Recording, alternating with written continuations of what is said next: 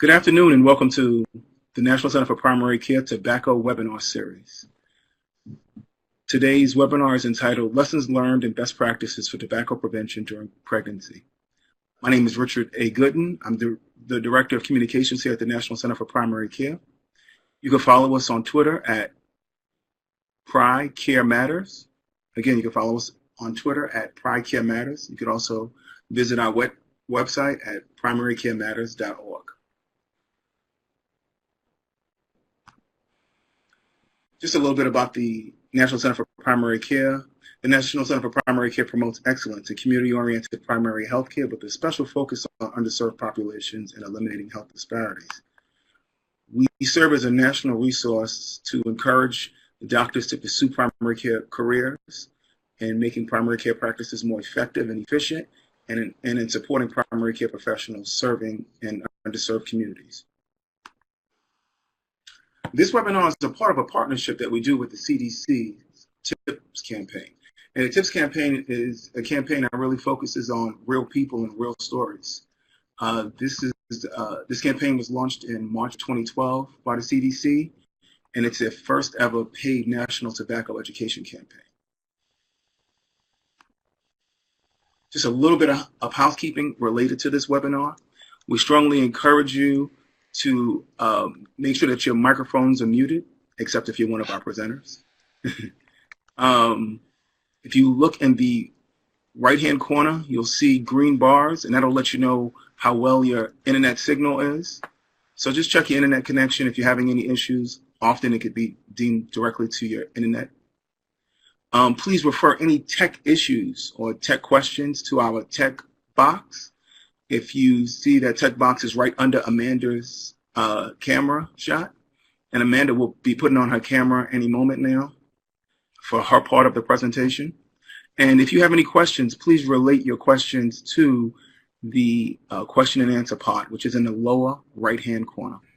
Again, the question and answer pod is in the lower right-hand corner. The objectives of today's webinar, we have 4 specific objectives that we'd like to meet for this webinar today. We'd like to identify consequences for smoking during pregnancy for patients. We'd like to increase knowledge of primary care clinicians to prevent and reduce tobacco use among pregnant women. We'd like to identify best practices for healthcare professionals in tobacco prevention working with pregnant women. And lastly, we'd like to examine the impacts of tobacco prevention campaigns on primary care education with pregnant women. So to encompass all of those objectives, we have Dr. Dawn Mandeville, who's an OBGYN at the Atlanta Gynecological and Obstetrics Center. And we have Van T. Tong, who's an epidemiologist with the maternal health team at the Maternal Infant Health Branch Division of Reproductive Health at the CDC. But our first presentation will be from Amanda, who works with the CDC and is one of those real people sharing their real story. I'm going to give you Amanda. Amanda, can you tell us a little bit about your experience? Sure. My name's Amanda, and I started smoking when I was in 5th grade. By the time I was in high school, I was smoking every day. And in college, I became pregnant, and I was very addicted to nicotine at that time, smoking at least a pack a day. It's a very stressful time in my life. I tried to quit smoking multiple times while I was pregnant, and I just couldn't. I didn't really have any other ways to deal with stress. I didn't have any other coping mechanisms at the time. And I didn't think that I would be the one that had a baby born early. I knew it was dangerous, but I really didn't think it would happen to me. And my baby was born 2 months early, and she was in the NICU for a month, and I wasn't able to hold her when she was born. And and that was really hard. And I was able to quit smoking eventually, but it was hard, and I did it through prayer and learning new ways to cope with stress. And tobacco has really hurt a lot of people in my life, and now I have the opportunity of helping other women quit smoking. So, and that's another reason why I'm here, is to help people know about the personal story I had of smoking and the adverse side effects for my daughter's health. Dawn, tell us, how long did it take you to kick the habit? I mean, Amanda, I'm sorry. Well, it took a long time. I tried to quit a couple serious attempts before I was ever pregnant. I tried to quit at least 15 times while I was pregnant. It took a lot of work. I tried a lot of different times, and in the end, when I decided to quit, I just knew I didn't want that for my kids. I knew that I didn't want them to become smokers, and I knew that they were more likely to do that if I continued to smoke. Because I grew up around everyone smoking, and I just grew up thinking that's what I was supposed to do. That's what everyone in my family and my whole social network was doing. Did you notice a difference in your health when you quit? Immediately. I could breathe easier by the first night. I didn't feel that heavy weight on my chest anymore. And then the health benefits just kept coming. Easier to breathe, being able to exercise more, not getting winded when I'm going up or down stairs, taste, smell. It all came back pretty quickly, and it's amazing how much better food tastes and how much better I can smell things and breathe. That'd be the big one. Amanda, thank you so much for sharing that story. I think it really adds a sense of purpose and focus for the work that we're all doing around tobacco, and also it adds some substance to the work that we're doing and what we're going to be discussing. So thank you so much for sharing your story and taking this time out to share your story. You're welcome. Thank you. Next up, Dr. Dawn Mandeville will speak about smoking during pregnancy and the impact on pregnancy. Okay.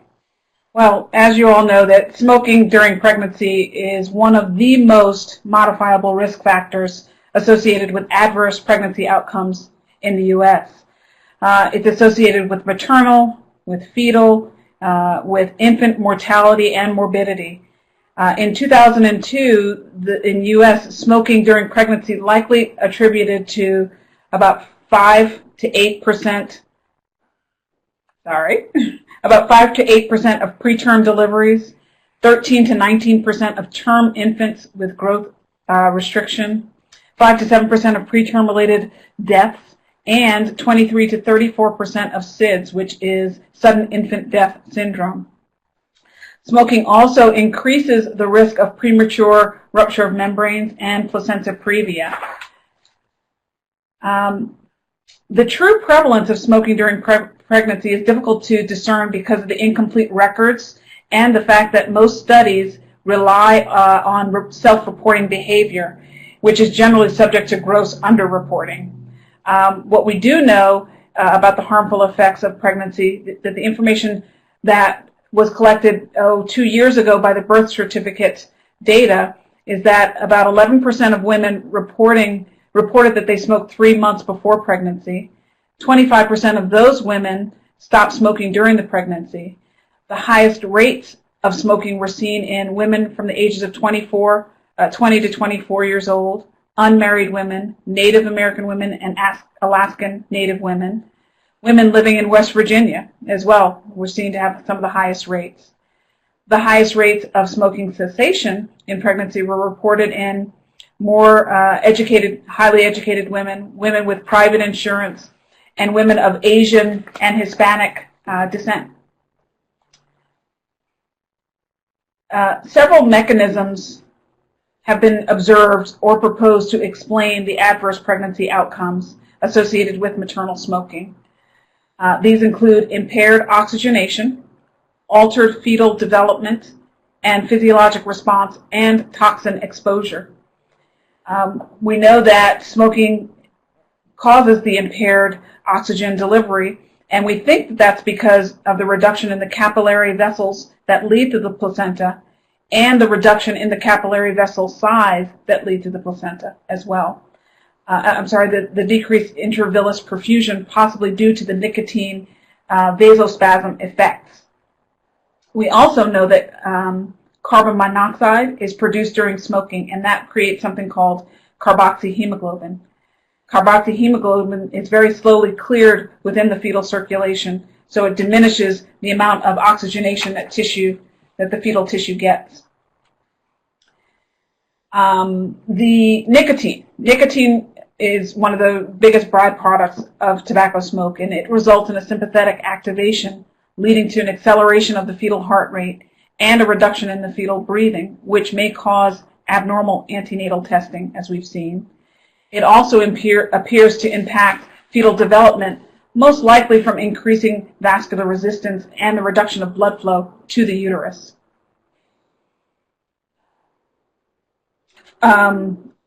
Also, beyond the nicotine exposure, smoking exposes the mother and the fetus to multiple toxins. We know that greater than 2,500 toxins are found in cigarettes, more than 4,000 chemicals in the mainstream tobacco smoke itself, and the number of compounds emitted from tobacco smoke may actually exceed 100,000 compounds and toxins within that smoke itself. We know that these may cause direct damage to the fetal genetic material. Cigarette smoking, we know, negatively impacts maternal and fetal health, and it carries over into the postnatal period as well. The negative effects of smoking in women include the increased risk of lung cancer, subfertility, ectopic pregnancy, and even miscarriage. In terms of the pregnancy itself, smoking has been associated with spontaneous pregnancy loss, stillbirth, premature rupture of membranes, preterm labor and delivery, placental abruption, and low birth weight infants. All of these are possibly related to the previous mentioned issues of impaired gas exchange and direct toxicity to the pregnancy itself. Miscarriages. We know that tobacco use may have a modest risk or modest effect on early and late pregnancy loss. Active and secondhand smoking is associated with an increased risk of first trimester loss as well. There's a dose-response curve that has been reported with fetal loss, especially with stillbirth, the heaviest smokers having the greatest risk of stillbirths. Premature rupture of membranes. There's been a consistent increased risk on what we call premature preterm rupture of membranes, which is also known as PPROM, and we see that consistently across the board among smokers. And this risk actually persists when controlled for other factors for PPROM, including intrauterine and genitourinary infections. Low birth weight infants.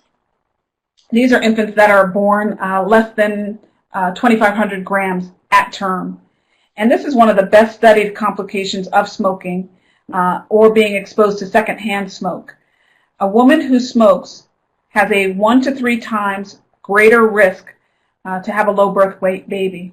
And this risk increases with increasing smoking or cigarette consumption.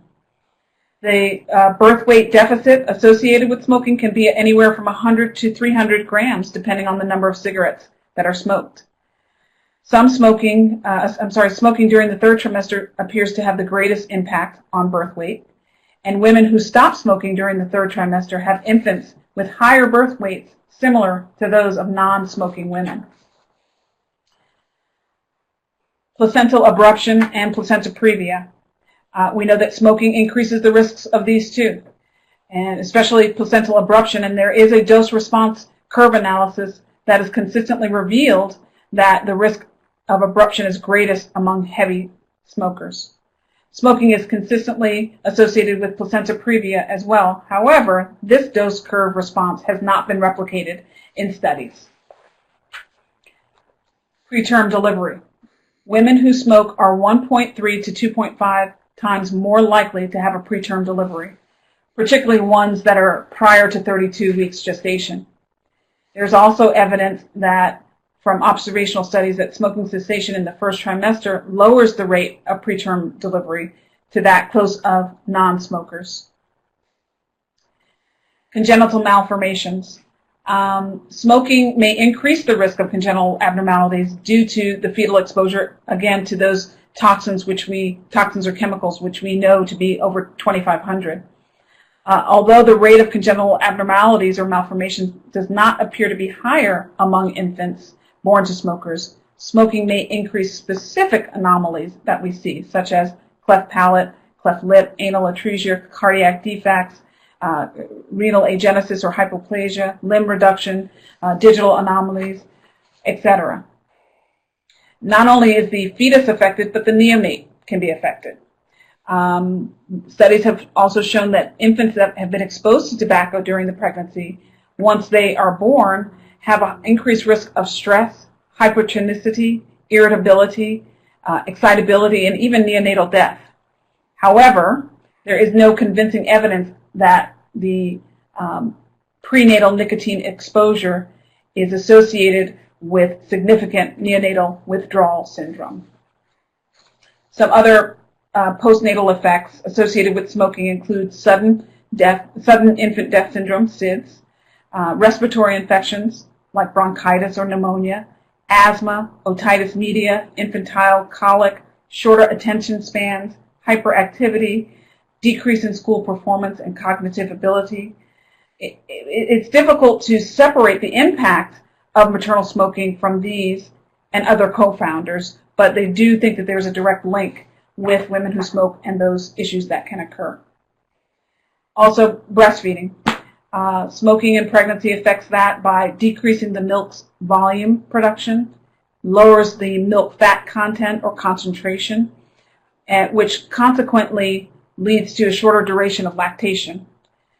These babies who have been breastfed by smoking moms have also found a higher continine, which is a byproduct of nicotine, urinary levels within this. And I think we're going to take a short break to be able to talk about, have questions. Can't really hear. Yes, we do, Dr. Amanda. Okay. I do have one Great. question thus far. It's from Sheena Thompson. And the question is, does smoking contribute to the calcification of the placenta? Can you hear me, Dr. Mandeville? I don't know if studies have directly... Yes, I can hear you. Can you hear me? Can you hear me? Yes. No. Yes. Okay. Yes. I don't know if studies have particularly addressed that. We know that calcifications in the placenta, it may be a placenta that's more stressed, either from high blood pressure or other issues, and it's generally considered an older placenta. We talk about it in terms of grade 1, 2, 3. We see grade 3 placentas that may have calcifications in them later in the pregnancy. I can only imagine that a pregnancy that is under some form of stress may show a placenta that's older earlier in the pregnancy.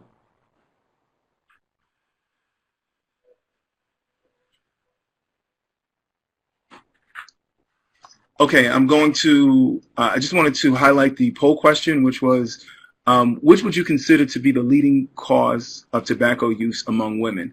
And 5.3% said education, 14.2% said income. The largest vote getter was social factors, such as environment, relationships, cultural norms. That received 65.5% of the vote.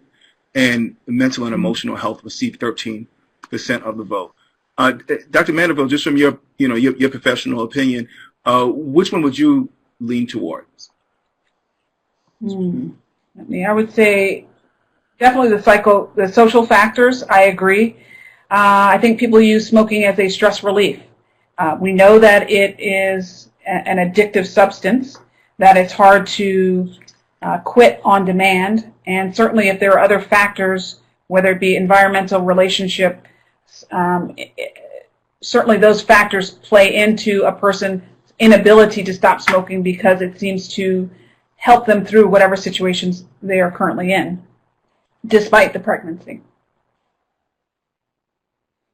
Great. We have a second poll question that we'd like to pose to the audience, which is, the question is, what would you consider to be the most effective tobacco cessation intervention strategy for pregnant women?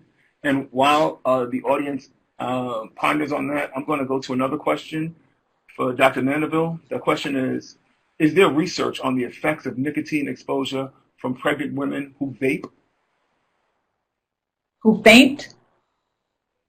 Vape, who use vape, e-cigarettes.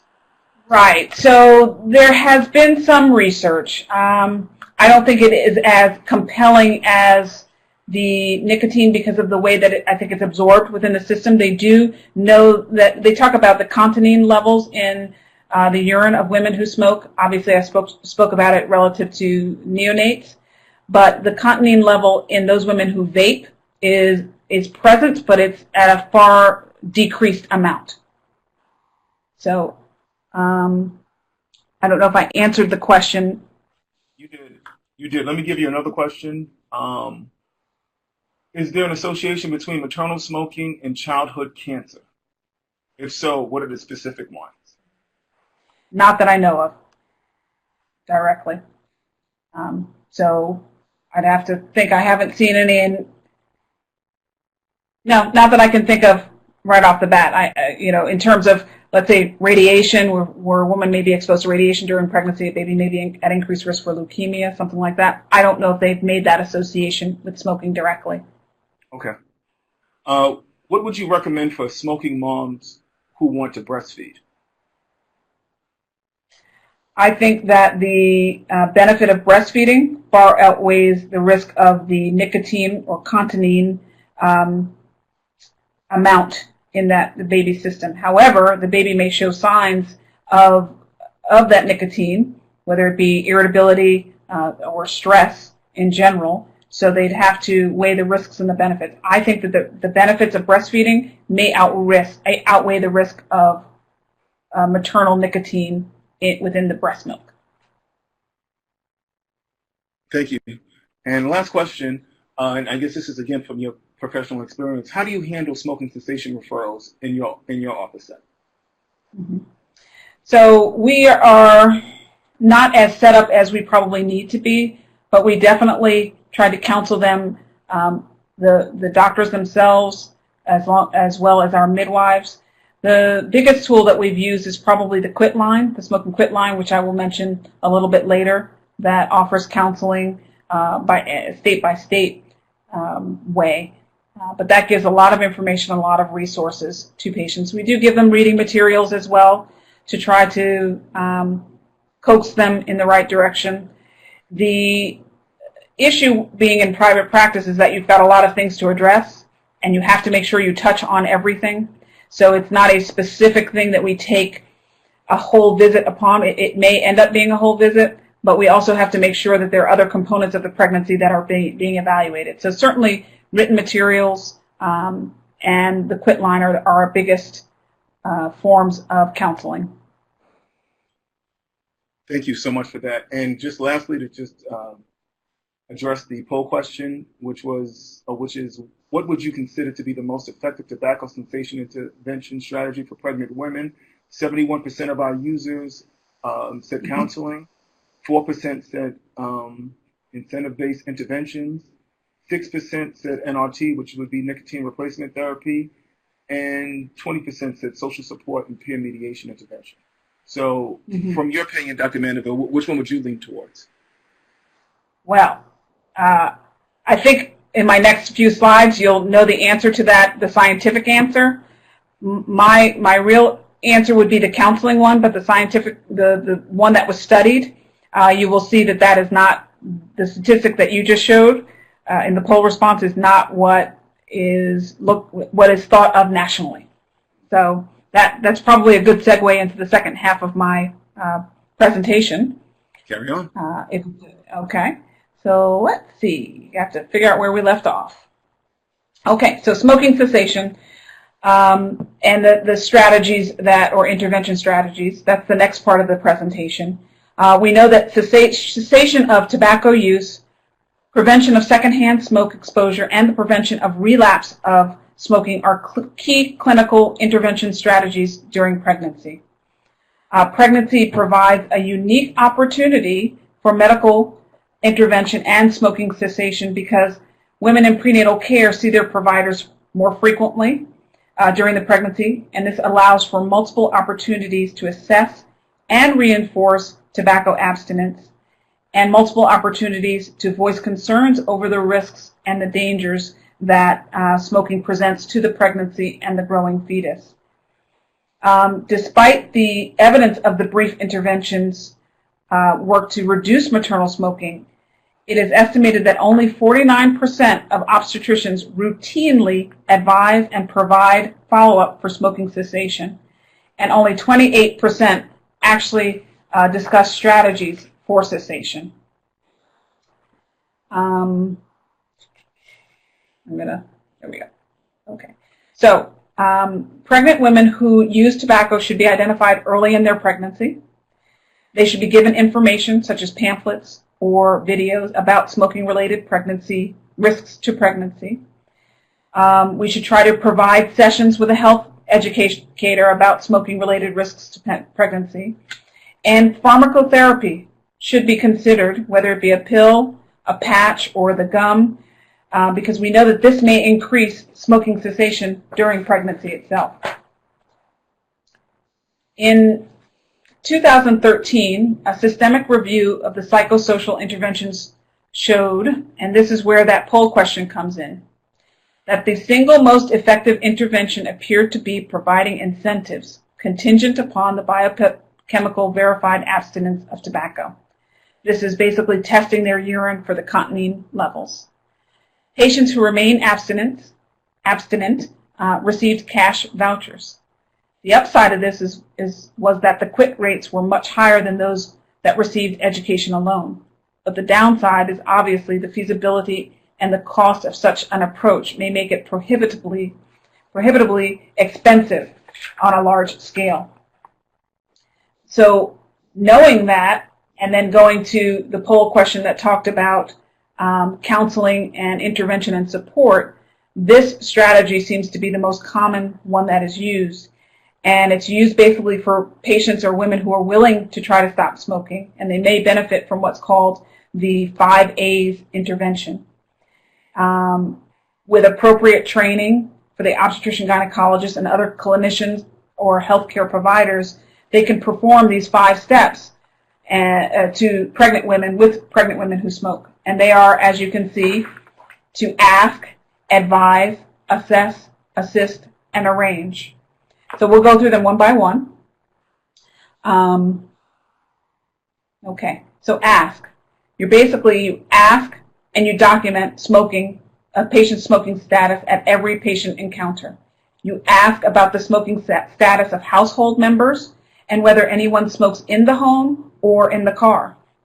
Even if a patient has stopped smoking, especially if it's occurred during the pregnancy, we're to really give them congratulations, to motivate them even more that they're doing a great job, but we are also to continue to ask them about their smoking throughout the pregnancy, because women who have recently stopped smoking during the pregnancy are at high risk for relapsing during the pregnancy or shortly thereafter. Advise. Advise smokers to stop smoking. Women who are advised to quit rather than just cut down are more likely to stop smoking. Advise them on the hazards of continued smoking for the patient and her fetus, and the benefits of stopping smoking. Advise women who smoke during the pregnancy and encourage them to make the commitment to continue the cessation after her delivery. Assess. Assess the patient's readiness to quit smoking in the next month. Also, accept the patient's decision who decides to continue to smoke, but continue to follow up and encourage and offer help for smoking cessation. Women can still benefit from consistent motivational approaches. And this is one that I mentioned earlier. Let's go back here. I'm so sorry. Assist. Assisting a patient, so referral patients to, assist the patients who want to stop. Okay. Connect that smoker to pregnancy-specific smoking cessation support materials. As I said before, written materials, videos, websites, phone calls, in-person counseling, individual or group. Assist in offering direct referral to a counselor or health educator or to the Smokers Quit line. Referral to a Smokers Quit line may further benefit the patient. Quit lines offer information, direct support, and ongoing counseling that have been very successful in helping pregnant women stop smoking and remain smoke-free. By dialing that number, which is, as you can see there, 1-800-QUIT-NOW, a caller is immediately routed to her state's Quit line. Healthcare providers can also use this national Quit line to learn about services that are offered within their states as well. Back to the 5 A's. Arrange. Arrange prenatal visits and place identifiers on the patient's chart so that smoking cessation efforts can be reinforced every visit and her success can be tracked. They have shown, and we have all known, that lack of organization and support and ongoing follow-up decreases the chance of successful smoking cessation. Pharmacotherapy, which is a large part of, or a large thought process that is used in smoking cessation. We've seen that randomized studies have shown that non-pregnant women that use pharmacotherapy have a substantially increased quit rates compared to the placebo. These therapies remain underutilized in pregnant women because of the concern over potential adverse effects to the fetus. Both nicotine replacement and Wellbutrin, which is also bupropion, have been considered as first-line treatments for smoking cessation. But there have not been any randomized studies to look at the safety and efficacy of these drugs in pregnancy. ACOG, which is the American College of Obstetrics and Gynecology, states that nicotine replacement therapy can be used with close supervision and after a thorough discussion about the risks of continued smoking versus possible risks of the nicotine replacement therapy. The nicotine replacement therapy does not appear to be harmful in pregnant women, but studies, again, have not clearly shown that NRT effectively decreases some of the poor pregnancy outcomes, as previously mentioned, like miscarriage, preterm delivery, and low birth weight babies. The use of any pharmacotherapy in smoking cessation programs should be in addition to, and I repeat, in addition to behavioral intervention and counseling. Here you have some of the resources that we use. That the first one, and both of these are from the American College of Obstetrics and Gynecologists.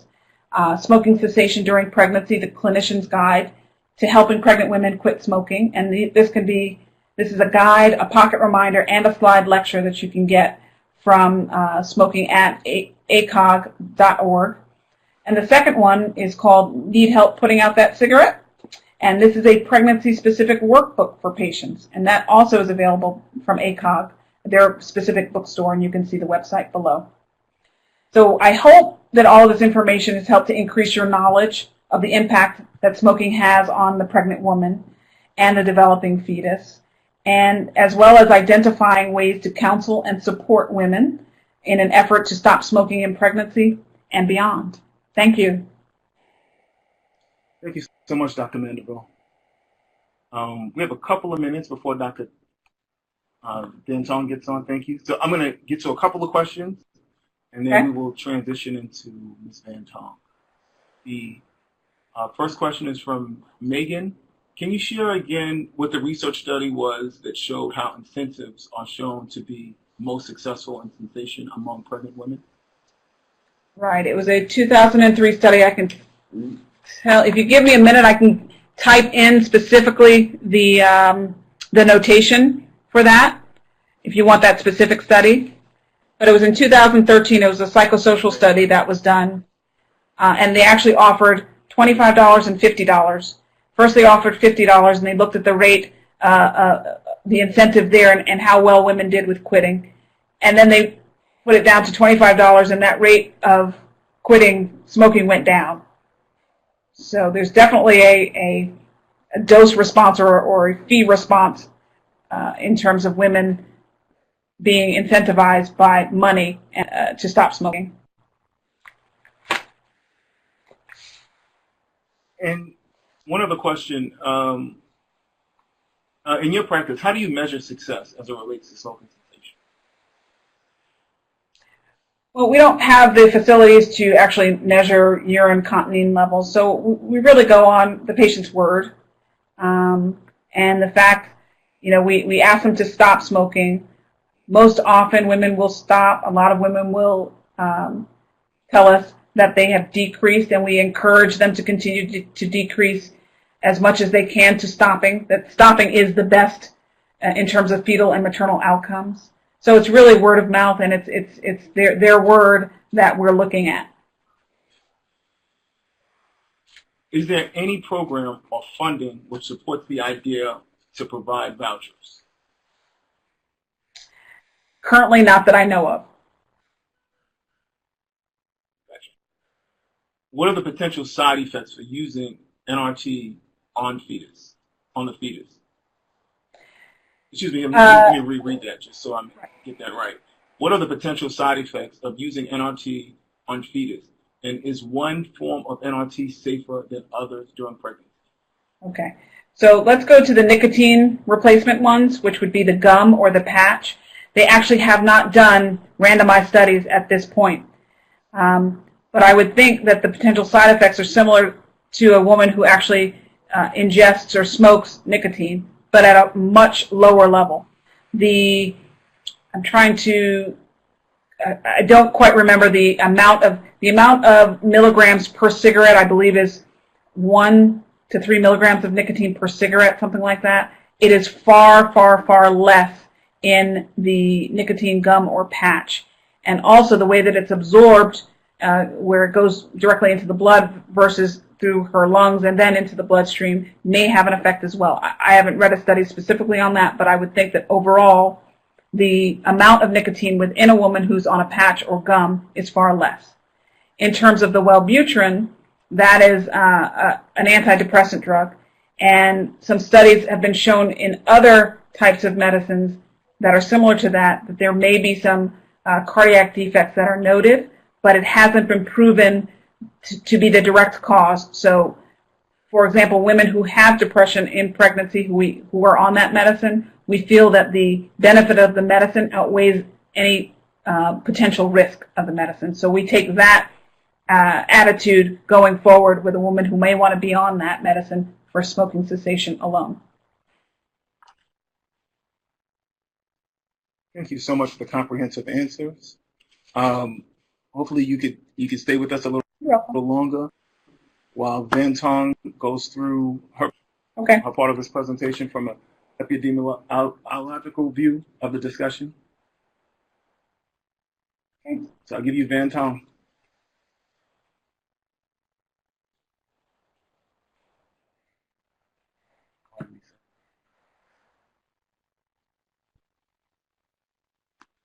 Good afternoon. Sorry, I didn't unmute my microphone. But first, I just want to thank the National Center for Primary Care for the invitation to speak on this panel. And I do want to acknowledge the fact that some of the information I have in my slides may duplicate what Dr. Mendenville just mentioned to you guys, but there might be some parts where I elaborate a little bit more on either the science or the data related to each of the topic areas. So as mentioned previously, the health effects of smoking around the time of pregnancy has been well studied. The Surgeon General's report, which is a comprehensive authoritative review of the science on tobacco use and health outcomes, has concluded that prenatal smoking causes a number of adverse outcomes and also describes the mechanisms by which it does that. Smoking causes ectopic pregnancy, reduced fertility, preterm delivery and related deaths, restricted fetal growth, cleft lip and palate, as well as smoking during and after pregnancy can cause sudden infant death. As mentioned before, there are many adverse outcomes attributable to prenatal smoking. And in the U.S., about 1,000 infant deaths a year are attributable to prenatal smoking. Women who quit smoking do have infants with similar birth rates to those women who never smoked, and the risk of preterm does decrease. Although there's a high prevalence of postpartum relapse, a cohort study that was done with over 6,000 mothers in Australia found that quitting during pregnancy was correlated with quit status at 6 months and other later times in life and up to 21 years of follow-up. So getting women to quit smoking during pregnancy improves their chances of successfully quitting for the rest of their lives. The 2003 version of the birth certificate captures smoking in the 3 months before pregnancy, and as Dr. Mandeville reported before, it is based on self-reported, so you have to be aware that it's an underestimate of the true prevalence. But the birth certificate captures smoking in the 3 months before pregnancy as well as by trimester. And in 2014, 46 states and DC had adopted the 2003 revision. As you see, the prevalence of smoking in 3 months before pregnancy was almost 11% in dark blue, and then 8.4% at any time during pregnancy. And then the groups with the highest pre-pregnancy smoking rates also had the highest rates of smoking anytime during pregnancy. And groups with high rates include non-Hispanic American Indian and Alaska Native women.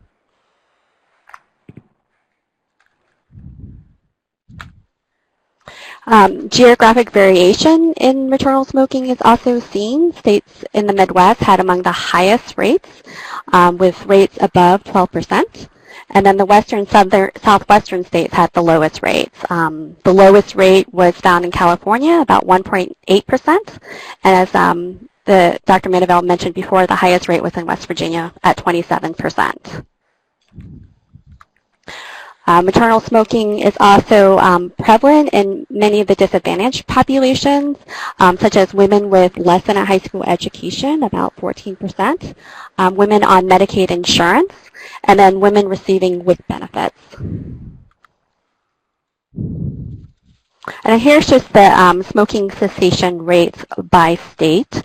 Overall, 20.6% of pregnant women smoked and then quit by the first or second trimester. And then women with, or these states with the highest cessation rates include South Dakota, California, New Mexico, and DC. And the lowest cessation rates in the sort of gray hatch marked include Kentucky and Maine. The Pregnancy Risk Assessment and Monitoring System is another data source that has been used nationally to monitor the prevalence of smoking. PRAMS includes questions on smoking in the 3 months before pregnancy, the last 3 months of pregnancy, as well as after delivery. And this slide here just shows a subgroup of 10 PRAMS states that had data available from 2000 to 2010.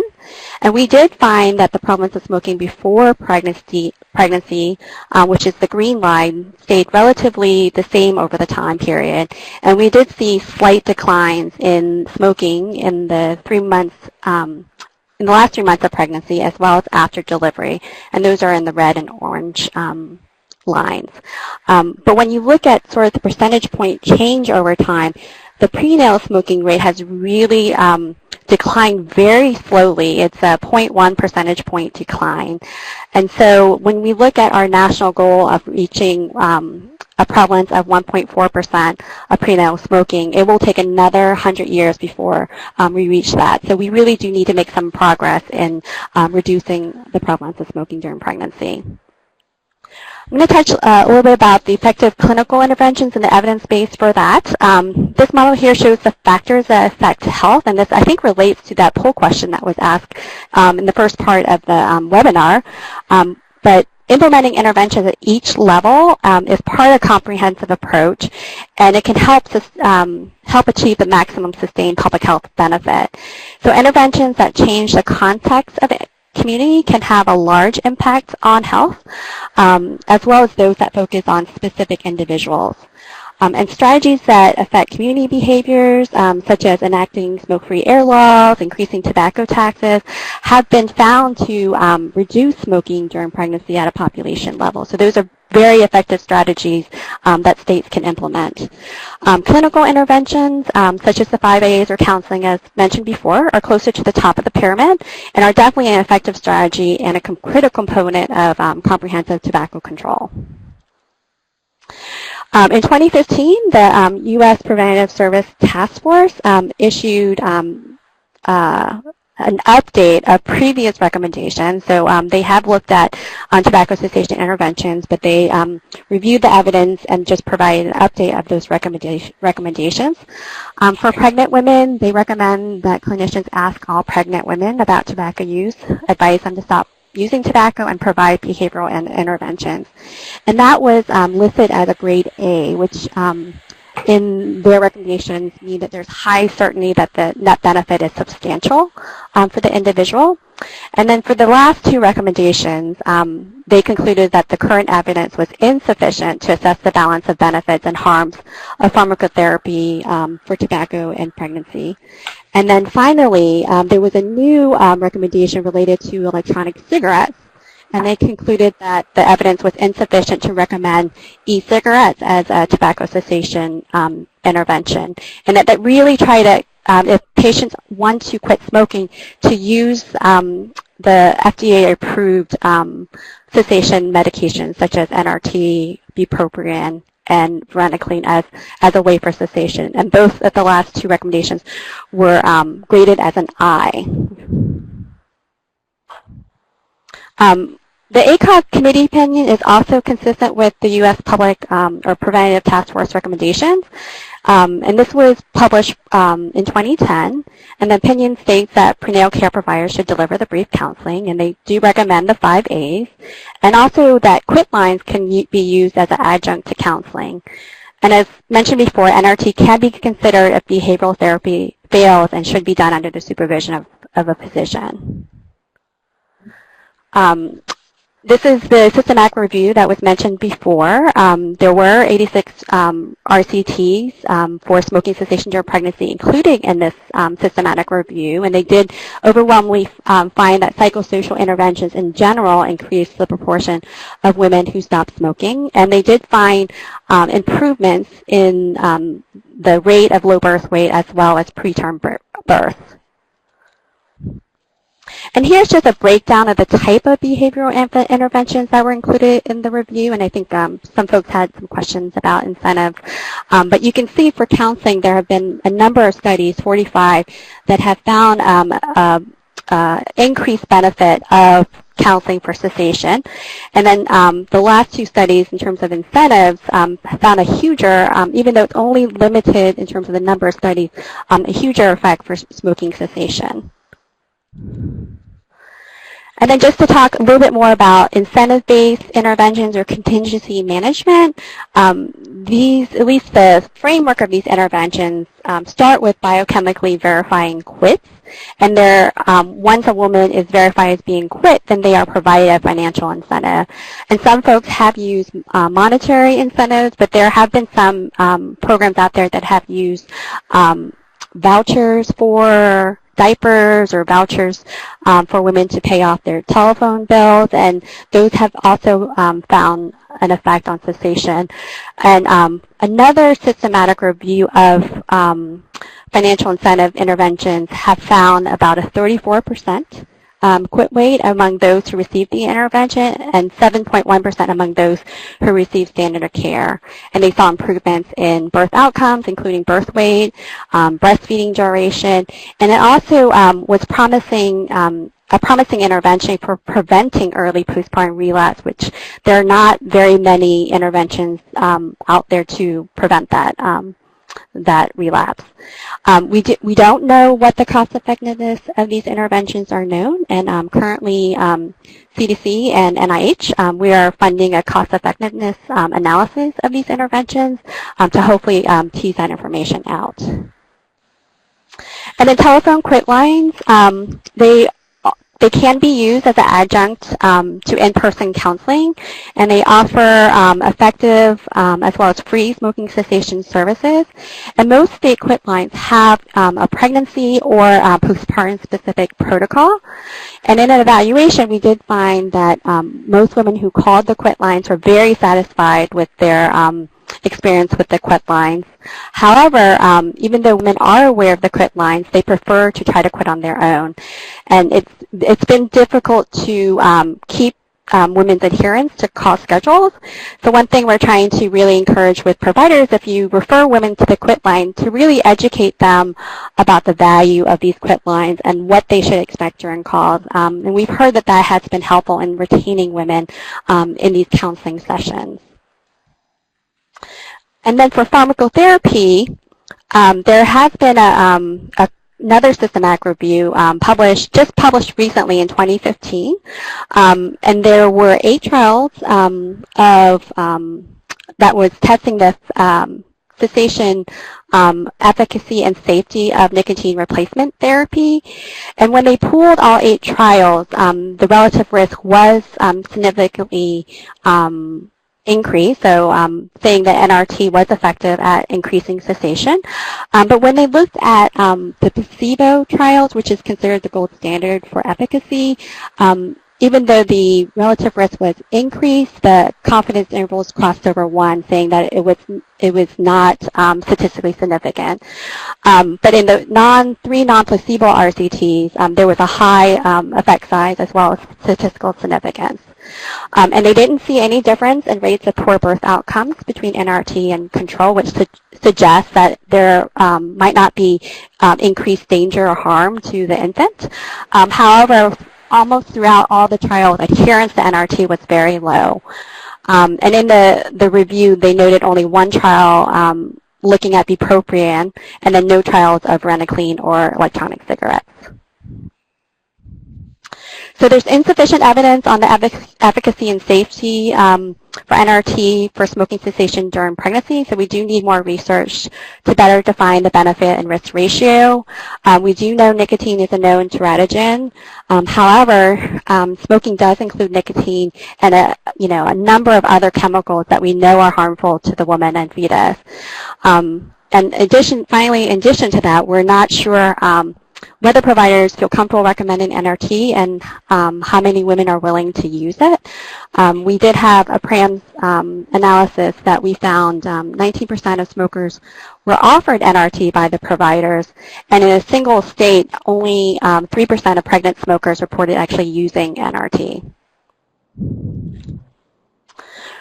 So just a bit about coverage of cessation treatment with the Affordable Care Act as of October 2010. This mandates all state Medicaid programs to cover comprehensive tobacco treatment for pregnant women, and this means no cost sharing or free to women. And as far as we know, all states have met this mandate. However, we have found that many OBGYNs are not aware of the benefit, and based on this survey, we found that a third of respondents would increase their cessation services if these benefits were available. And then finally, I just wanted to highlight a resource that CDC and ACOG recently developed.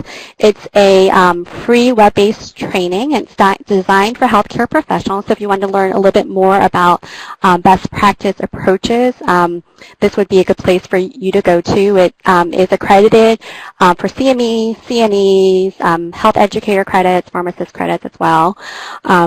It teaches best practice and is endorsed by ACOG, and the link is right there.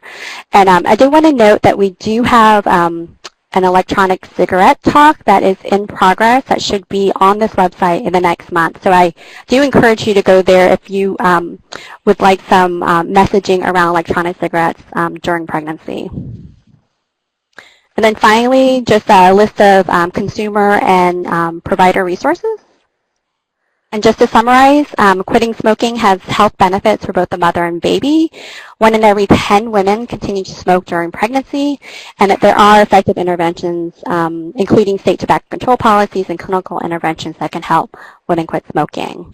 So that's it, and I will take any questions if we have time. Thank you so much, Chantal. Thank you so much. Really appreciate your presentation. We do have several questions to get to. We have about 5 to 7 minutes to get to them. I'm going to start from the top and work my way down.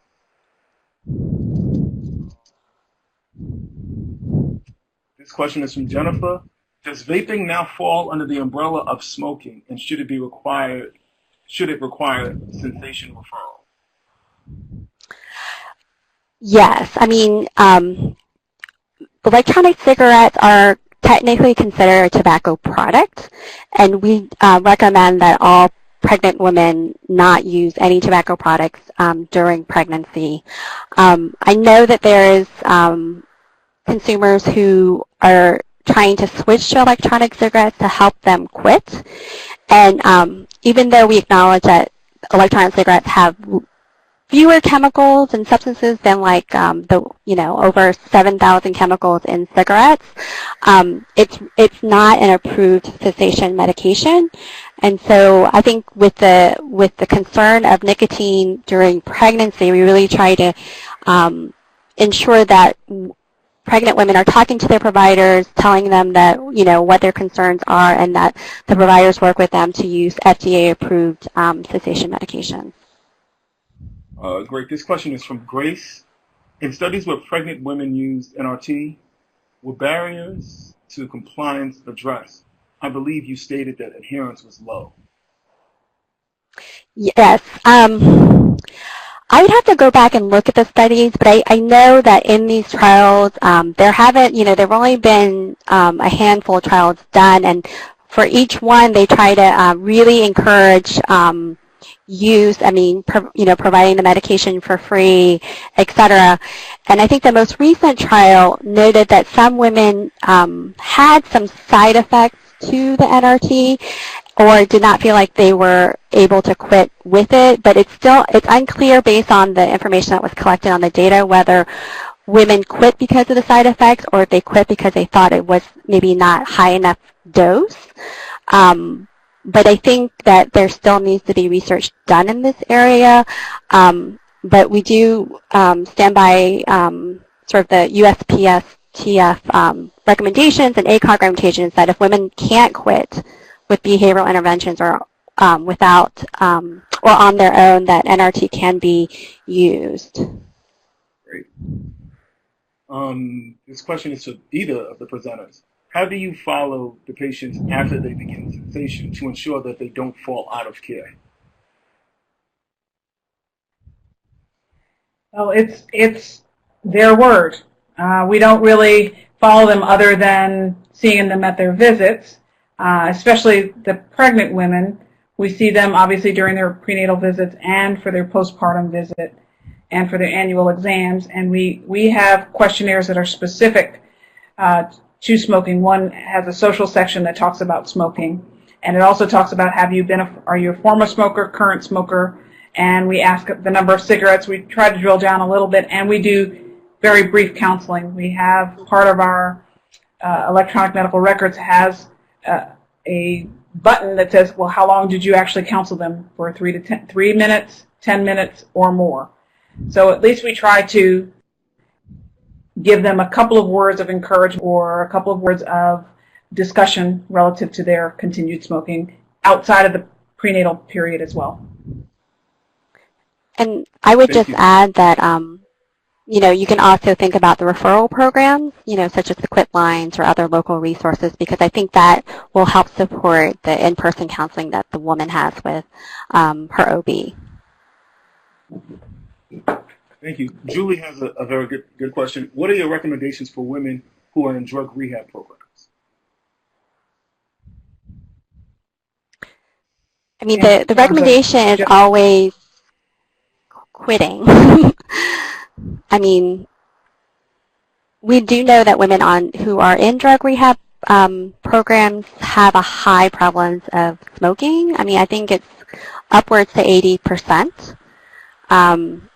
And I think we still need more data in terms of, if women quit smoking and also are in, maintenance treatment, whether the quitting impedes the drug abuse treatment, but we do know from other treatment programs like mental health or depression interventions that cessation itself does not impede the depression treatment. So that, I mean, I think that may relate, but I would have to look to the data about drug treatment. Would you support prescribing a smoking cessation mobile app that interfaces with the provider? I would support it if the provider is willing to take that much time with that specific issue. So it may be better dealt with the experts on smoking cessation. Yes, the prenatal and antenatal time is important, but I don't, honestly, as a practicing clinician, I don't know if that would, if we could respond as quickly and as well as we needed to as an individual, as opposed to an intact system or counseling-based program. But any app is going to work for some people, not all, but some people. Well, I'd like to thank you both for a very comprehensive and engaging discussion. I think we learned a lot, and just wanted to let everyone know, if you registered for this event, you will receive an evaluation. You'll also receive a link to parts 1, 2, and 3 of this webinar series. Again, I would like to thank Dr. Mandeville. I'd like to thank Van Tong, and I would also like to thank Amanda for taking her time out of her schedule to share her story and to really set the stage for our overall discussion. Again, thank you so much for participating in our webinar series. And please stay in touch with us. We'll be reaching out to you with additional information for upcoming webinars and upcoming events. Thank you very much, and this concludes our webinar for today. Thank you for having me.